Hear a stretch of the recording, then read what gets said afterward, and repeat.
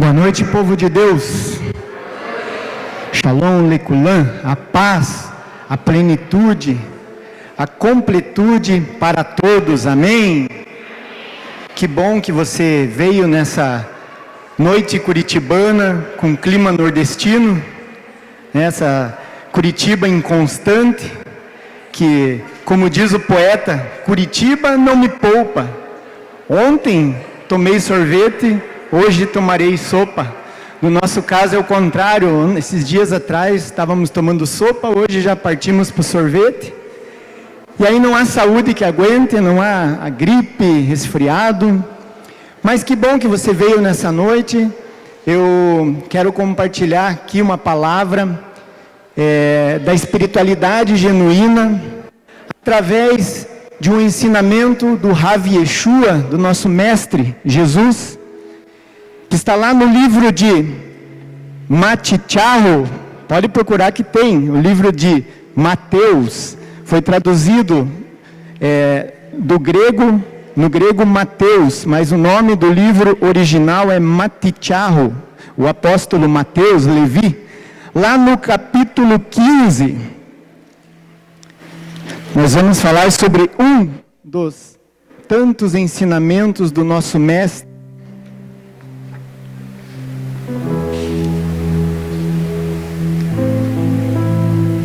Você que já achou Mateus 15, diga aleluia. Você que não achou Mateus 15, diga socorro. Amém. Irmãos, a minha Bíblia, ela é uma versão original, tanto no Taná, no Velho Testamento, no hebraico, como na Brit Hadashah, no Novo Testamento, do grego. Então, algumas palavras, ela mantém o original do hebraico, mas nós vamos falando e vamos simultaneamente aqui traduzindo elas. Todos acharam, amém? Diz lá o Evangelho de Matityahu, ou Mateus, capítulo 15. Então, alguns perushim, fariseus e mestres da Torá, da lei de Jerusalém, foram a Yeshua e lhe perguntaram: por que seus talmidim, seus seguidores, seus discípulos, transgridem a tradição dos anciãos? Eles não realizam a Netla Yadaim, ou seja, a lavagem cerimonial das mãos antes das refeições. Ele respondeu: e por que vocês transgridem a ordem de Deus por causa da sua tradição? Porque Deus disse: honre seu pai e sua mãe, e quem amaldiçoar seu pai ou sua mãe terá de ser executado. Mas vocês afirmam: se alguém disser a seu pai ou a sua mãe, prometi dar a Deus o que poderia ter usado para ajudar vocês, ele não está mais obrigado a honrar seu pai ou sua mãe. Dessa forma, por causa da sua tradição, novamente Yeshua enfatiza essa frase, por causa da sua tradição, vocês anulam e tornam sem sentido a palavra de Deus. Hipócritas. Yeshayahu, Isaías, estava certo ao profetizar sobre vocês: essas pessoas me honram com seus lábios, mas meu coração está muito longe de mim. O fato de me adorarem é inútil, porque ensinam regras inventadas por homens, como se fossem minhas. Quero repetir essa última frase de Jesus: ensinam regras inventadas por homens, como se fossem minhas. Amém, irmãos? Muito bem, esse texto, Yeshua traz uma dura repreensão a uma classe religiosa do seu tempo, chamada fariseus, que nós já vamos falar sobre eles, dizendo que eles são apegados demais àquilo que não é a palavra de Deus, aquilo que não é mandamento, aquilo que não está nas Sagradas Escrituras, mas aquilo que é coisa inventada pelo homem, aquilo que deixa de ser a palavra de Deus, e muitas vezes está, como ele mesmo diz, longe daquilo que é a palavra de Deus, e é o que é vontade do coração humano. Aqui ele fala sobre a tradição dos anciãos, né? Por que, né, os fariseus perguntam, por que os seus discípulos transgridem a tradição dos anciãos? Essa tradição dos anciãos, irmãos, são alguns escritos que o povo de Israel se utilizava na época e se utiliza até hoje. Entre eles, o Talmud, que é o livro dos sábios, que é um compêndio, é um vademecum bíblico, é uma reunião de várias opiniões dos rabinos a respeito da lei escrita, da Torá, dos 5 livros que nós, cristãos evangélicos, conhecemos como o Pentateuco. E sobre a Taná também, que são os demais escritos, os profetas e os escritos. A Mishnah, acreditam os sábios lá do passado que, lá no Sinai, o Eterno revelou a Moisés, uma lei escrita, a qual foi para as tábuas. Naquela época não existia o papel, não se utilizava nem o couro para escrever, nem a argila, como foi no tempo babilônico, que se escrevia na argila. Naquela época foi talhado em pedras os mandamentos de Deus, os quais nós também, cristãos, evangélicos, católicos, cristãos em geral, conhecemos como os 10 mandamentos, que na verdade não são apenas 10, são 613, que se dividem em mandamentos, preceitos, ordenanças, deixadas pelo Eterno. E essa lei é conhecida como a lei escrita. Essa veio para o papel, tornou-se o Pentateuco, os 10 mandamentos.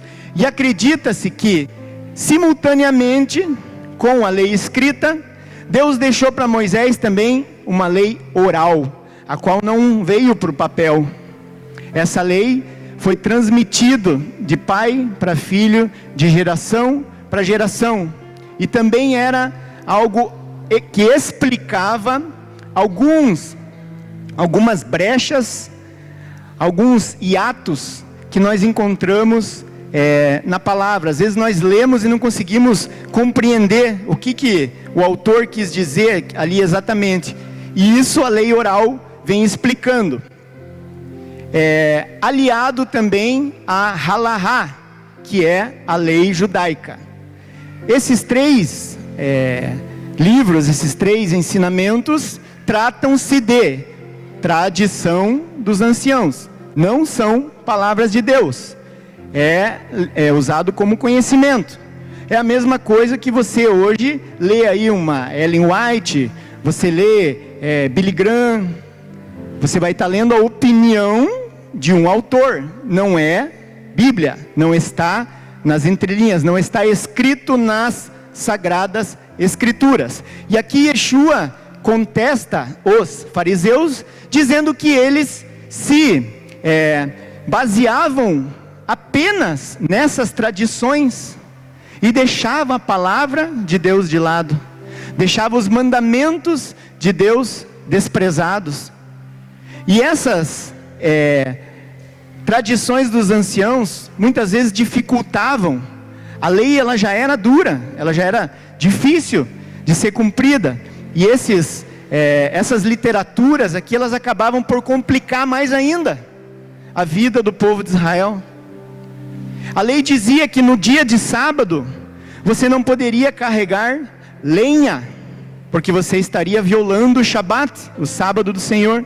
Já esses livros da tradição deixaram mais de 40 regras que você não poderia fazer no Shabat, inclusive carregar um lenço no seu bolso, você já estaria transgredindo o sábado do Senhor.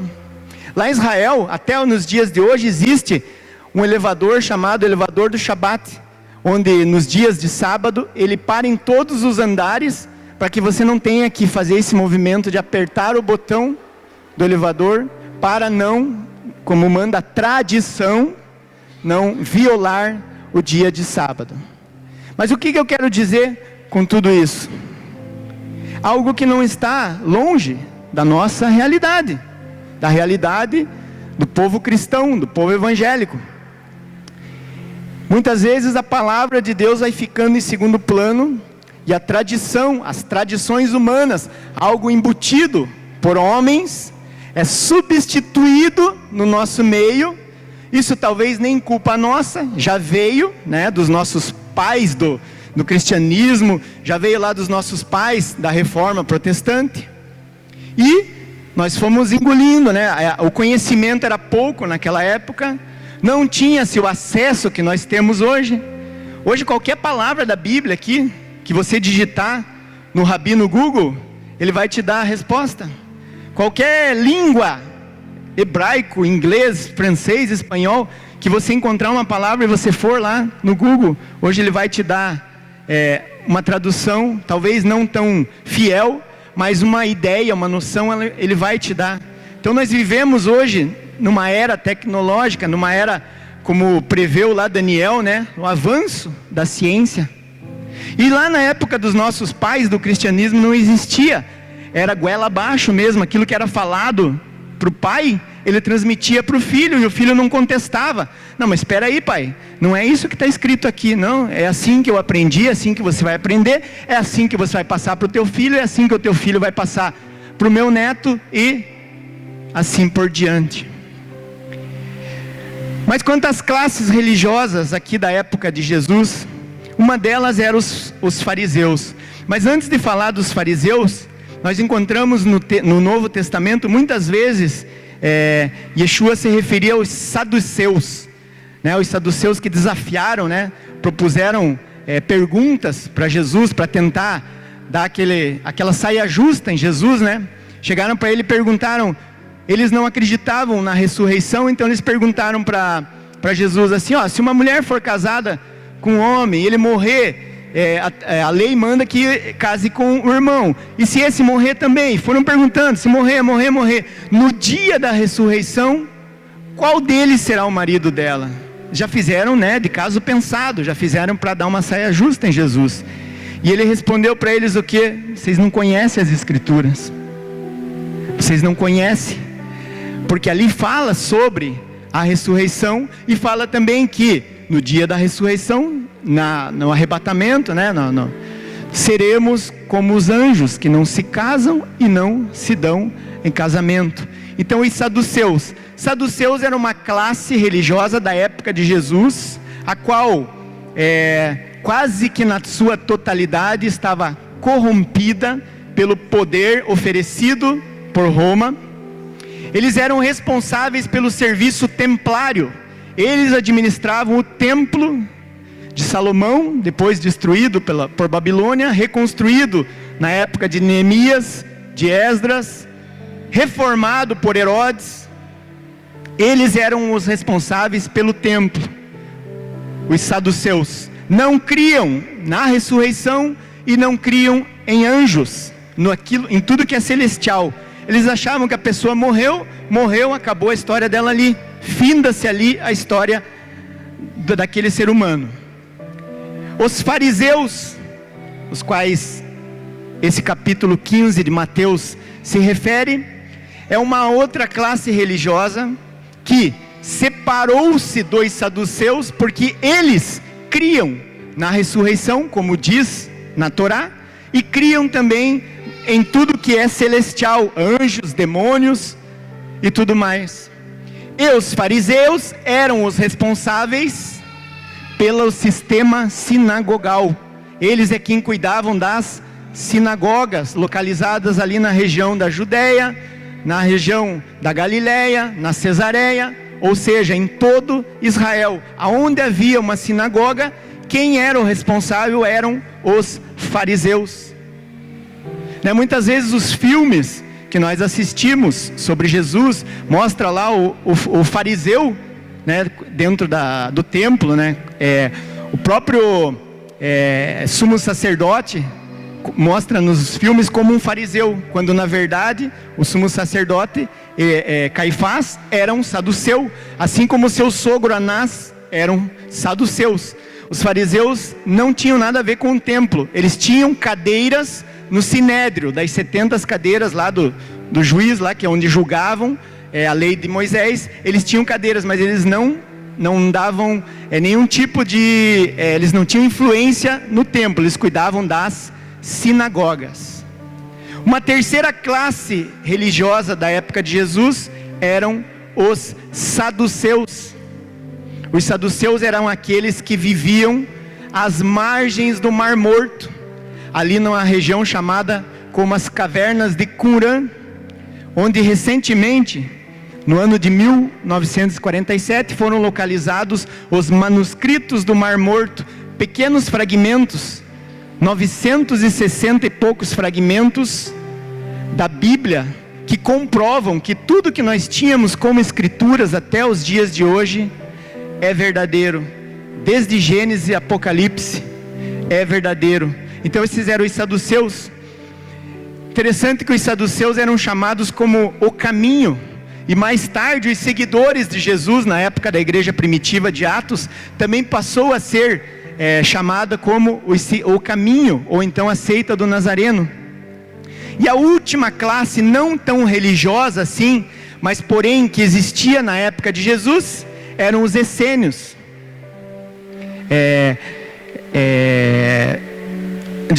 Os zelotes.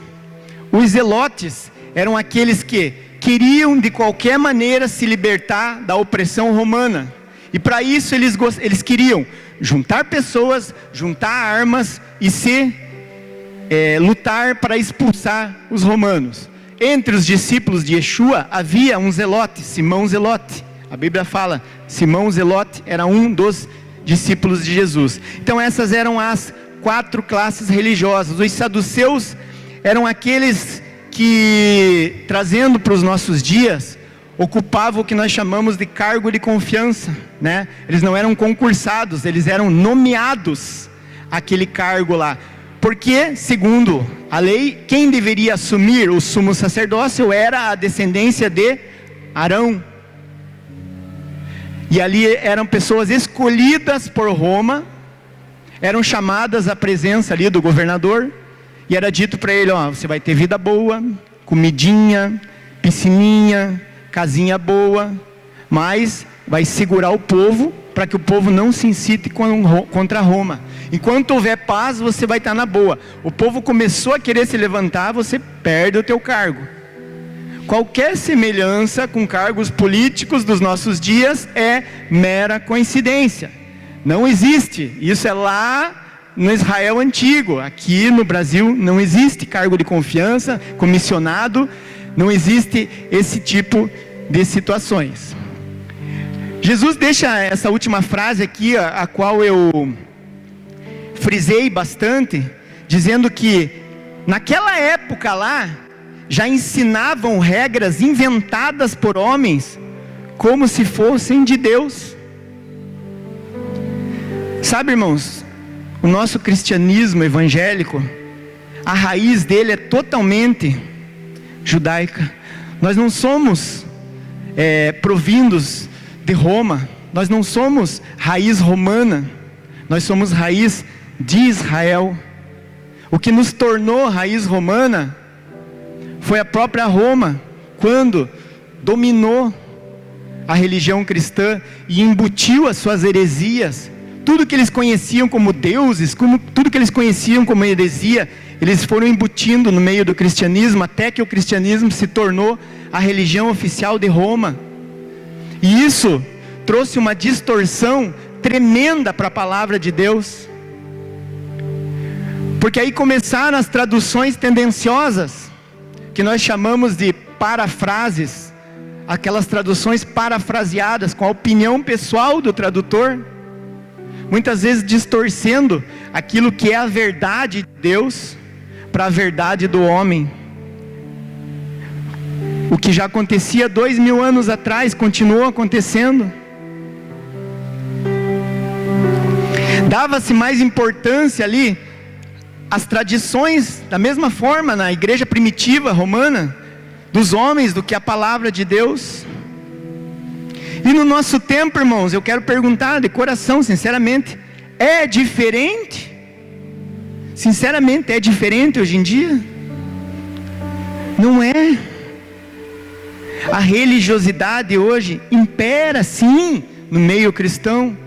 Ah, irmão, mas eu já não uso mais assim tanto roupa formal. Eu já até danço aqui, livre para correr, livre para dançar. Eu não sou religioso. Você está enganado. A partir do momento que você está vivendo as tradições impostas por homem, você está vivendo religião. Isso é religião. Jesus não veio aqui na terra para instituir um modelo de religião. Não, ele veio instituir um modelo de salvação. A religião é coisa do homem. O homem tem a mania de se enfiar em crendices, em crenças, que muitas vezes estão totalmente fora do que é a palavra de Deus. Já pararam para se perguntar o porquê que existe tantas e tantas e tantas denominações evangélicas, cristãs evangélicas? Ou melhor, a pergunta é outra: alguém aqui sabe, existem no mundo denominações evangélicas cristãs? Levanta a sua mão se alguém sabe, pode responder. 10, 20, 300, 500? Não. 33 mil denominações cristãs evangélicas. E o porquê disso será, irmão? Porque eu, o José, estou indo ali na igreja do Marcelo. Só que lá na igreja do Marcelo é diferente. As mulheres sentam para um lado, os homens sentam para o outro. E eu, quando eu vou na igreja, eu gosto de ficar do lado da minha esposa. Eu sinto falta dela quando eu estou longe dela. Então eu quero sentar do ladinho da minha esposa. Então eu não vou na igreja do Marcelo. Eu vou lá na igreja do Idemar, que lá a mulher senta com o homem. Só que lá na igreja do Idemar chega um momento lá que a gente tem que estar pulando no pé direito. E eu tenho um pouquinho de problema no meu joelho, eu não posso pular no pé direito, eu só posso pular no pé esquerdo. Então eu não vou na igreja do Idemar. Eu vou lá na igreja da pastora Ana. Mas só que lá na igreja da pastora Ana, as mulheres têm que usar burca, ficar só com o olho de fora, e os homens só pode aparecer a unha da mão também. E eu não gosto, eu sou uma pessoa, eu sou moderno, eu sou descolado, eu gosto de usar a roupa assim mais confortável. Então eu não vou na igreja da pastora Ana. Então eu vou na igreja da... Puxa, acabou? Então o que eu vou fazer? Eu vou fundar a minha própria igreja, com o meu estilo, com os meus dogmas, com as minhas doutrinas, e vou chamar pessoas para começarem a fazer parte dela. E é isso que aconteceu com o nosso cristianismo evangélico. É dessa forma que hoje temos 33 mil denominações cristãs evangélicas por todo o mundo. Uma acredita no sábado, a outra não. Uma acredita que a ceia é simbólica, a outra acredita que não, que realmente se transforma, e assim por diante. Eu não vou começar a discutir aqui o que um crê, o que o outro não crê, mas há divergências doutrinárias entre o próprio povo evangélico. Coisa que o judaísmo, existe apenas uma linha, hoje duas, né? O judaísmo messiânico e o judaísmo ortodoxo. E o ultra-ortodoxo, que é a mesma coisa. O muçulmano, existe um tipo só. O budismo é um budismo. Não estou falando aqui de terrorismo, estou falando da religião muçulmana, que é uma única linha. O budismo é uma linha. Todas as outras religiões, mas o cristianismo, não. É cada um com a sua doutrina de homens, não Bíblia, o que levou a esse multiplicação de denominações. E eu acredito sim, que muitos deles, como esse exemplo que eu dei, abriram seus ministérios por não se adaptar em outros ministérios, não se adaptar em outras igrejas, não se adaptar ao que o pastor daquela denominação instituiu como regra, como doutrina daquela denominação. E quando eu iniciei aqui a minha fala, eu falei que iria falar algo sobre a espiritualidade genuína. Talvez os irmãos que frequentam aqui a segunda-feira já devem ter ouvido muitas vezes a pastora Lígia falar, ou outras pessoas aqui falar sobre espiritualidade genuína, mas até agora não compreendeu o que significa essa espiritualidade genuína. A espiritualidade genuína é a restauração da raiz da fé cristã. Como assim, pastor?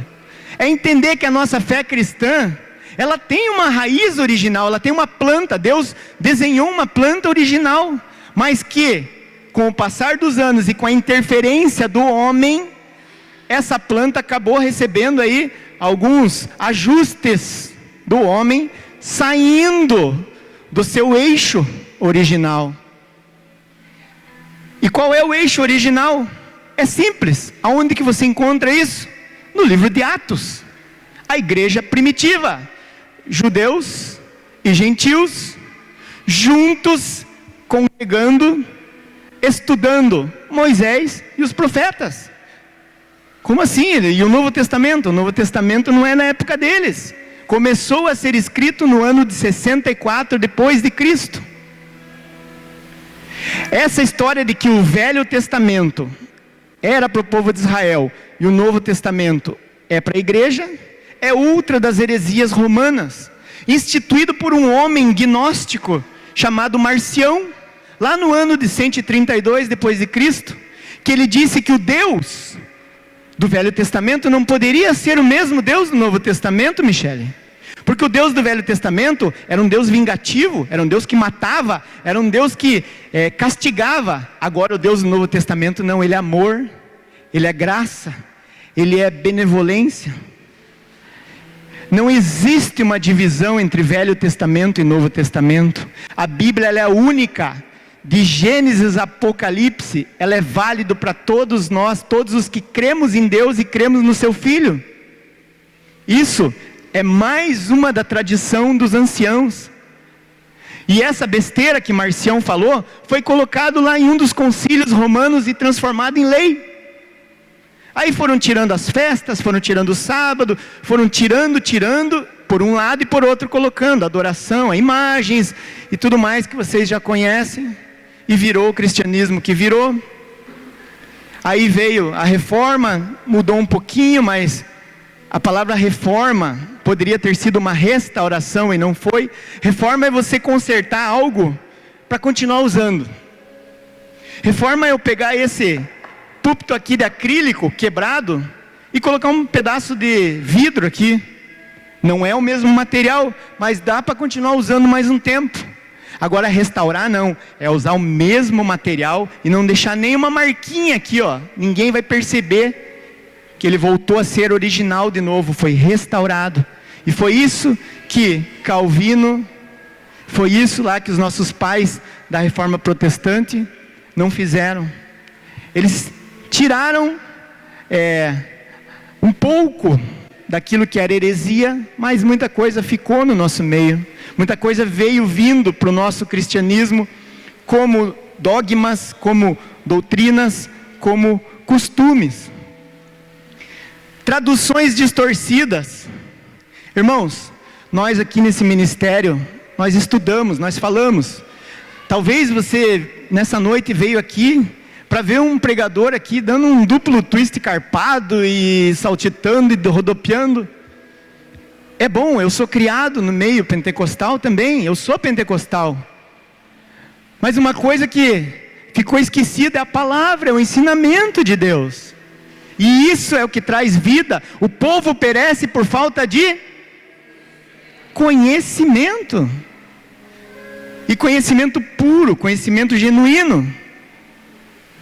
Não essas traduções, nós aqui como ministério, nós estamos num propósito entre os pastores aqui, de estarmos por 3 meses estudando a Bíblia no seu contexto original. Encerramos agora o primeiro livro da Bíblia, o livro de Bereshit, que significa no princípio, que a Septuaginta traduziu para nós como Gênesis. Irmãos, está aqui a pastora Lígia, a pastora Renata, os pastores aqui, a pastora Gisele, que viram quanta aberração existe nessas traduções aí de Almeida, a Septuaginta e outras traduções, a gente estudando no original, sabe, são coisas que o leitor comum, ele vai passar os olhos ali, ó, e ele não vai perceber, está nas entrelinhas, está ali, ó, você não vê, mas está ali embutido os segredos que Deus deixou.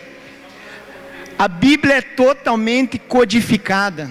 A Bíblia, ela não é um livro de leitura, meus irmãos, ela não é uma revista Caras, ela não é uma Gazeta do Povo, uma Tribuna do Paraná para você apenas ler ela, não, é um livro que você precisa ter atenção, um livro que você precisa estudar, é um livro que se você perdeu uma palavra aqui, você perdeu todo o contexto. E o que nós temos visto atualmente também, é muito texto usado fora de contexto, por pessoas que têm uma boa dicção, têm aí um bom vocabulário, elas fazem qualquer negócio com texto fora de contexto, elas te induzem a fazer o que elas quiserem com texto fora de contexto, inclusive mentindo para você, inclusive distorcendo a real tradução das coisas. E como eu dizia, aqui nós estudamos o livro de Gênesis, irmãos, nós chegamos aqui até a discutir sobre lá um capítulo, lá onde diz que Jacó, Isaac, né, já estava lá velhinho, cego, e abençoa erradamente seu filho Jacó, enganado lá juntamente com a sua mãe, enganam Jacó, ele abençoa. Aí Esaú chega com o cozido lá para o pai, vim ser abençoado, não, mas já te abençoei, não, mas não era eu, era...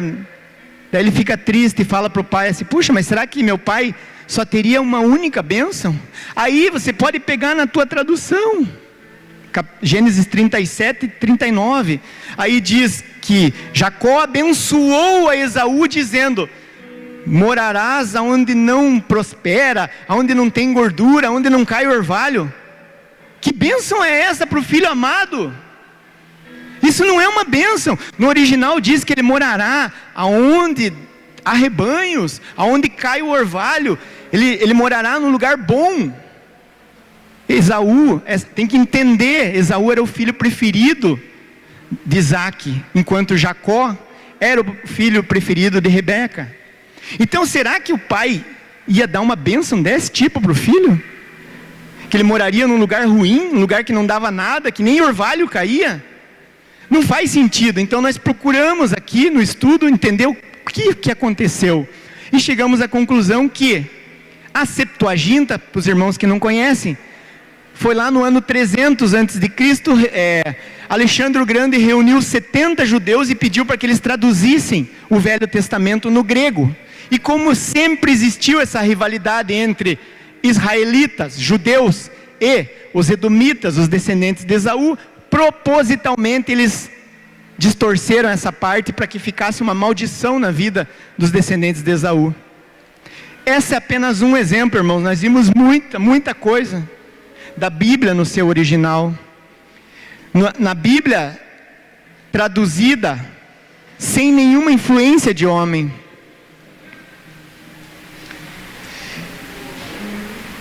E dentro da espiritualidade genuína também, nós vivemos aqui como ministério aquilo que o Eterno deixou lá em Levítico 23, que são as festas cerimoniais, também chamado como as santas convocações. Porque nós não temos essa diferenciação de Velho Testamento e Novo Testamento. A Bíblia é única. Quem escreveu a Bíblia, está escrito nela mesmo que foi inspiração do Espírito Santo. O que não era inspiração não entrou aqui, não entrou no cânone, ficou de fora. Os livros apócrifos que nós conhecemos. Nós vivemos o calendário bíblico, que segundo o calendário bíblico, do 6º dia da criação, quando foram criados homem e mulher, até os dias de hoje, se passaram 5.769, indo para 79, estamos indo para 5.780. Vamos entrar agora no ano bíblico de 5.780. Isso pelo calendário da Bíblia. Roma também nos embutiu um calendário, o calendário gregoriano, diferente do calendário da Bíblia, onde foi retirado todas as festas, onde foi retirado tudo aquilo que Deus, o próprio Deus colocou para que o povo celebrasse, o povo que se chama povo de Deus, não só o povo de Israel, porque ali diz no final que é um estatuto perpétuo, e eu entendo, pela minha não tão ignorância, mas também não tão douta conhecimento, que perpétuo significa para sempre, ou estou enganado? Perpétuo é para sempre, eternamente. Então foram deixadas ali as festas bíblicas, para que o povo de Deus comemorasse essas festas. Mas não era o povo lá atrás, no Velho Testamento? Começou com eles. E nos nossos dias, qual que é o sentido dessas festas? É simples, irmãos. É uma conexão que fazemos entre passado, presente e futuro. E eu te explico por quê. Hoje, exatamente hoje, nós estamos no mês bíblico de Elul. O mês de Elul é o mês conhecido como Erev, preparação. Preparação para quê? Para o ano novo. Não, mas está enganado, o ano novo foi 31 de dezembro ali. Foi, do nosso calendário romano, foi dia 31 de dezembro.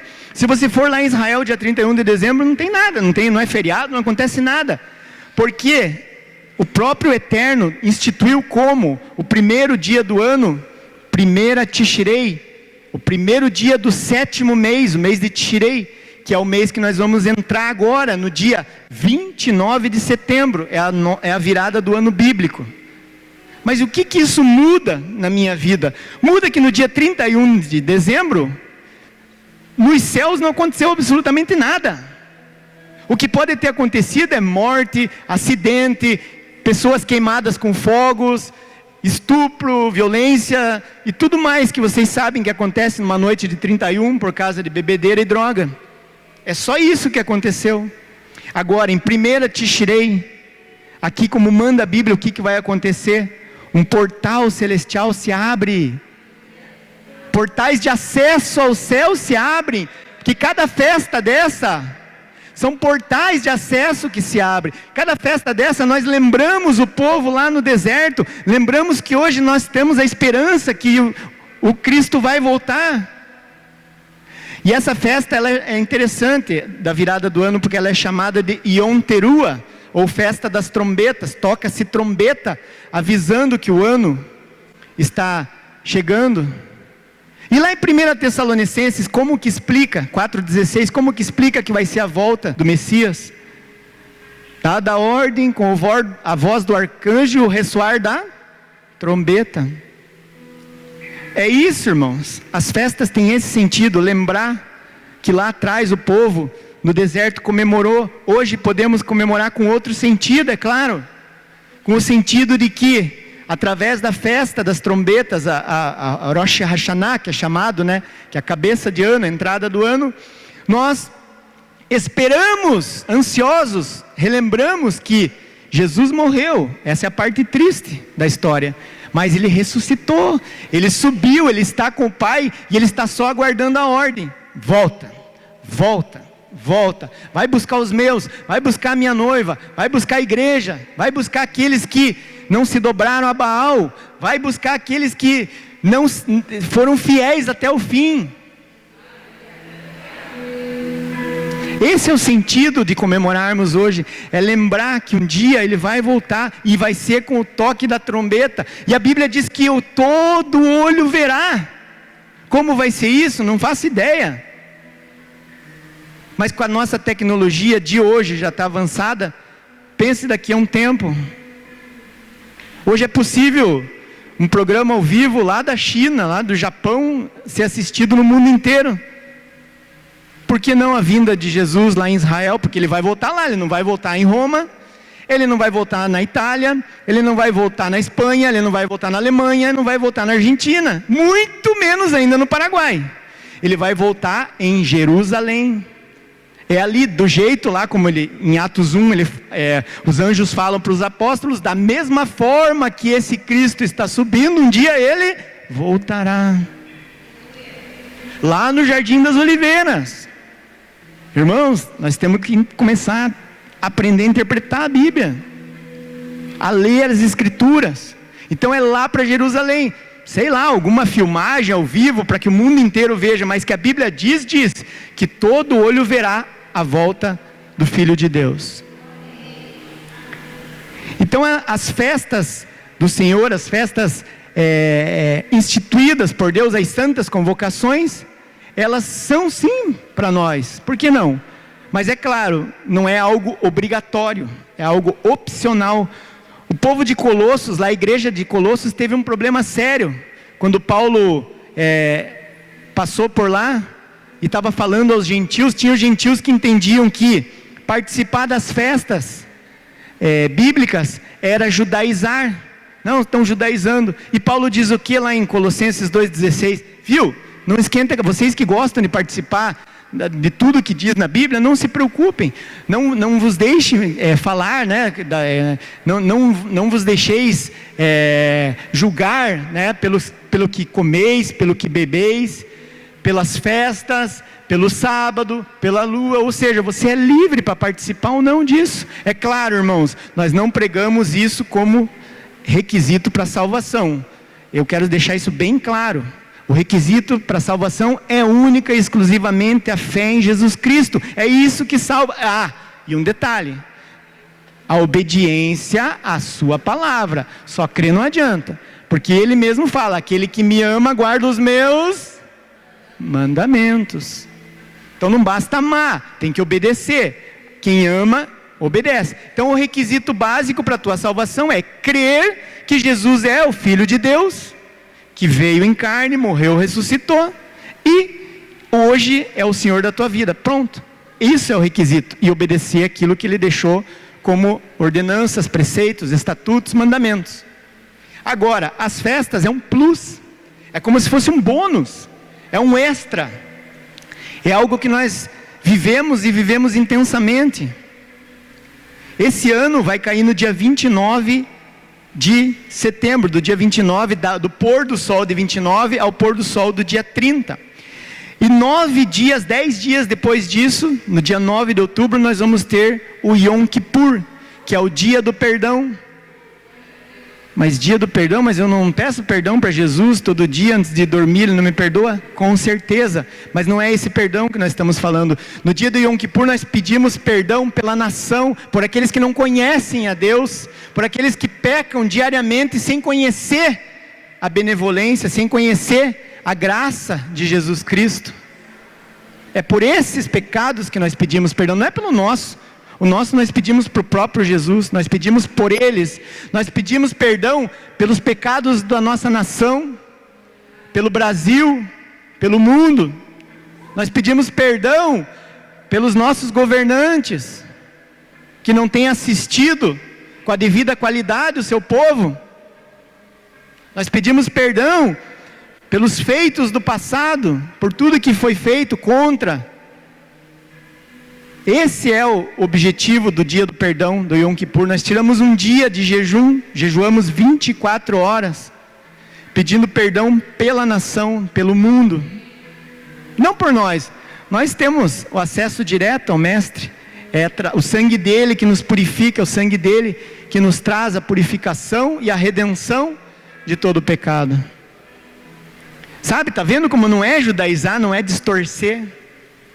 Não é dizer que eu preciso de um dia para pedir perdão. Preciso sim, para pedir perdão não para mim, mas pedir perdão para aquele que não conhece ainda a Deus. Pedir perdão para aquele que está no caminho, nos maus caminhos, como nós, muitos de nós aqui um dia estivemos. Perdidos, andávamos como ovelhas desgarradas. Ele nos resgatou de um charco de lodo, num lamaçal profundo. Tirou tudo, aqueles carrapichinhos de nós, até deu um sapato, uma camisa social. Ele é bom, Deus é bom, e só Ele é bom, irmãos. Só Ele é bom. Nós não somos bons, não. E se há algo de bom em nós, vem dEle. Nós, por nós mesmos, não produzimos nada de bom, nada. Nossos pensamentos, como diz a Bíblia, não são os pensamentos dEle. Os nossos pensamentos, irmão, só pela misericórdia. A nossa mente, ela fica maquinando coisas que, em primeiro lugar, está totalmente fora da Bíblia, totalmente. Então, se há algo de bom em nós, isso vem de Deus. E logo após o Yom Kippur, nós celebramos a última das 3 festas de outono. Outono não nosso, mas outono lá no Oriente Médio, que é a festa de Sukkot, ou a festa de cabanas, tabernáculos. Nós, como ministério, temos aqui o hábito de montar uma tenda, uma cabana, e durante 7 dias nós ficamos ali para quê? Para lembrar que o povo, quando saiu do Egito, morou em tendas. Tenda tem o significado de fragilidade, dependência total de Deus, porque a tenda ela é aberta, ela é suscetível a tempestades de areia, é suscetível a répteis, é suscetível a escorpião, a cobra, é suscetível a os ventos, ao temporal. Então é fragilidade, é um momento em que você tem total dependência de Deus. Se o povo não dependesse totalmente de Deus ali no deserto, o que seria deles? Então nós relembramos isso, e relembramos também que em João capítulo 1 fala que Ele habitou entre nós. No original do grego está escrito que Ele tabernaculou entre nós. No princípio era o verbo, né? era o logos em grego, o davar em hebraico, a palavra, e o verbo se fez carne, e tabernaculou, Ele habitou entre nós, e está vindo o dia em que Ele novamente vai habitar entre nós, vai tabernacular conosco. Então esse é o sentido da festa de tabernáculos: conectar o passado com o presente e a esperança do futuro. Isso sim não é viver tradição, mas isso é viver a palavra de Deus. Isso sim não é religiosidade, mas é viver a palavra pura, é viver a palavra genuína, a espiritualidade genuína, é quebrar a barreira. Mas isso não é fácil de estar falando aqui, porque eu tenho certeza que você queria estar ouvindo uma palavra de vitória, uma palavra de conquista, mas é uma palavra de libertação, para te libertar da religiosidade, que talvez você ache que está liberto, só porque talvez não use uma roupa formal, porque talvez dance uma musiquinha aqui, você acha que está livre da religiosidade. Mas nós provamos aqui por A mais B que não é bem dessa forma. Muitas coisas ainda prendem o povo cristão na tradição dos anciãos, não dos anciãos aqui da época de Jesus, mas dos nossos próprios anciãos do cristianismo. Aquilo que foi trazido para dentro das igrejas para nós como dogmas, como usos e costumes, como tradicionalismo, e que não está na Bíblia. Pode procurar, que você não acha essas coisas na Bíblia. E hoje nós contestamos isso. Hoje o nosso adolescente aqui, se você pergunta, você não consegue empurrar nada para eles goela abaixo. Eles vão atrás, eles têm o acesso fácil à informação, eles não são enganados, é difícil enganar eles. Como era no nosso tempo, como era no tempo dos nossos pais do cristianismo, onde o que falava era lei e acabou.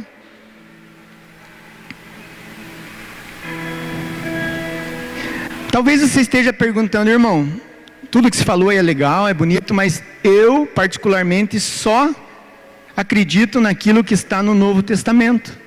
Tudo bem, então eu vou ler apenas 2 textos para nós encerrar do Novo Testamento, já que você faz tanta questão assim. Lá em Atos 27, versículo 9, Vamos do 6 em diante ali, né? O oficial romano encontrou um navio alexandrino que partia para a Itália e colocou Paulo lá. E Paulo estava indo para Roma nesse tempo, nessa passagem aqui. Durante alguns dias fizemos poucos progressos e chegamos a Cnido com dificuldade. O vento não nos permitia continuar em frente pela rota direta. Portanto, navegamos do lado protegido de Creta, a partir do Cabo Salmona, e continuando nosso desafio, aproximamos-nos da costa até alcançarmos um lugar chamado Porto Agradável, próximo à cidade de Lazéia. Presta atenção no 9, no original. Pelo fato de muito tempo ter sido perdido e continuar a viagem, seria arriscado, porque já era passado o tempo do Yom Kippur. Então, Paulo os adverte: homens, percebo que nossa viagem se transformará em uma catástrofe, não apenas a perda de carga do navio, mas também pela vida de todos nós. Então era uma época de Yom Kippur aqui, no Novo Testamento, capítulo 27, quase lá no final, lá já uns 30 anos aqui de cristianismo correndo solto. Nem era esse nome, né? Esse nome cristianismo passou a ter esse nome no século 2 depois de Cristo apenas. E o último exemplo, para a gente encerrar, 1 Coríntios 5, versículo 7 em diante, ó. Livrem-se do velho fermento, para poderem ser uma nova massa, porque na verdade vocês então estão sem fermento, pois nosso cordeiro de Páscoa, o Messias, foi sacrificado. Dessa forma, celebremos o Seder, o jantar cerimonial da Páscoa, sem qualquer vestígio de fermento, o fermento da impiedade e do mal, mas com os pães ázimos da pureza e da verdade. Então Paulo está aqui mandando celebrar a Páscoa que fala lá em Levítico 23, não essa Páscoa do coelhinho da Páscoa, do chocolate. Essa é algo inventado e colocado para nós como tradição, e não existe, essa Páscoa cristã não existe. Esses foram apenas 2 exemplos que eu quis dar para vocês, e o maior de todos os exemplos é o próprio Jesus. O Evangelho de João, Jesus participa de todas as festas do seu povo, todas as festas que o seu pai deixou instituído, e ele em nenhum momento ele fala: a partir de agora, ninguém mais celebra as festas, porque não é para celebrar. Pelo contrário, lendo em Mateus 5:17, no original, nós lemos assim: não penseis que vim cataluzai, que significa confundir, a lei e os profetas. Eu não vim para confundir, mas vim para plerosai, ou seja, completar, preencher, tornar plena. Ele mesmo diz que ele não veio para acabar com lei nenhuma, ele veio apenas para cumprir aquilo que a lei falava sobre ele, que um dia viria o Messias para trazer a salvação do povo, para mudar o sistema de salvação que era pelo cumprimento fiel à lei. Hoje já não é, hoje é pela fé nesse Messias. Então ele mesmo participa de todas as festas, ele dá um exemplo para nós participando. Nós encontramos lá ele participando da Páscoa, inclusive foi a última ceia de Páscoa dele lá em Lucas 22 com os seus discípulos. Ele participa da festa das luzes de Hanukkah, que não é uma festa bíblica. Esta sim é uma festa judaica, não é das santas convocações, e ele participa de tantas outras durante o Evangelho de João. Então ele nos dá um exemplo. Os apóstolos também participavam dessas festas, só começaram a deixar de participar lá pelo 4º século, quando Constantino, imperador romano, fingiu uma falsa conversão por causa da sua mãe Helena, e passou a ser a religião cristã, a religião oficial de Roma. E com isso vieram os concílios de Trento, concílio de Nicéia, e cada um desses agora não participa de festa mais, agora não faz aquilo, agora não faz aquilo outro. Mas isso, doutrinas de homens. Homens mudaram a palavra de Deus lá no passado, e isso chegou para nós cristãos dessa forma. Isso chegou para nós crentes, para nós evangélicos, dessa forma, que há uma divisão de Gênesis a Malaquias, já era lá para o povo de Israel, é um livrinho de história. Agora, de Mateus, Apocalipse, esse é para nós, para os nossos dias. Isso é uma inverdade. Uma das 7 inverdades, lembra, pastora? Das doutrinas que foram embutidas, que eu não vou entrar nesse mérito hoje, foram colocadas no meio cristianismo, propositalmente, para fazer o que, pessoal? Qual que é a intenção deles? Deixar o crente desatento. Pegar o crente desatento, para quando as coisas estiverem acontecendo, você, mas está acontecendo isso, mas eu aprendi diferente, aprendi que isso ia acontecer, só depois que aquilo, a outra coisa acontecesse, e você se vê no meio de algo profético aqui revelado na Bíblia, e não entende por que está passando pelo meio daquela situação, porque você não aprendeu dessa forma. Para isso que essas doutrinas foram embutidas no nosso meio, para pegar o crente distraído, sem vigilância, pegar o crente totalmente disperso. E um crente disperso, provavelmente e dificilmente vai se manter fiel até o fim, vai herdar essa coroa. Então, irmãos, essa palavra, ela quer trazer uma libertação para a tua vida, de toda a religiosidade, de toda a tradição dos anciãos, de tudo aquilo que nós vivemos como doutrinas de homem, e não palavra de Deus. E eu quero te convidar a ficar de pé.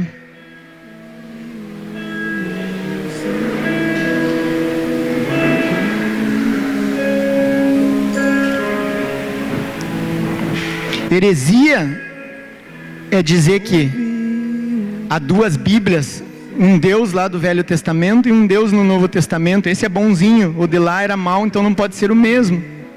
Que Israel, isso é heresia, dizer que Israel teve a chance dele, desperdiçou. Babau, agora o detentor das promessas, das alianças e das bênçãos é a igreja. Isso é heresia. Agora, participar das festas é Bíblia, é viver a espiritualidade genuína, a Bíblia no seu contexto original, é viver a restauração das raízes da fé cristã. Essa fé cristã, esse mapa, essa planta que Deus, o próprio Deus escreveu com as mãos dele lá no passado, mas que o homem orgulhoso colocou a mão dele, porque tem que ter a minha participação. Então vou mudar esse vértice aqui, não vai mais reto, agora vai para o lado aqui. Igreja para um lado, Israel para o outro. Diferente do que foi a igreja primitiva de Atos. Eram juntos, judeus e não judeus. A lei e a graça caminhavam todos juntos em harmonia. E nada era de ninguém, tudo era de todos. Já pensou que legal se fosse assim hoje? Ninguém tinha nada, tudo que eles possuíam eram de todos. Isso é cristianismo. Isso é distribuição de renda. Não é o que nós vemos hoje? Muito para poucos, pouquíssimo para muitos.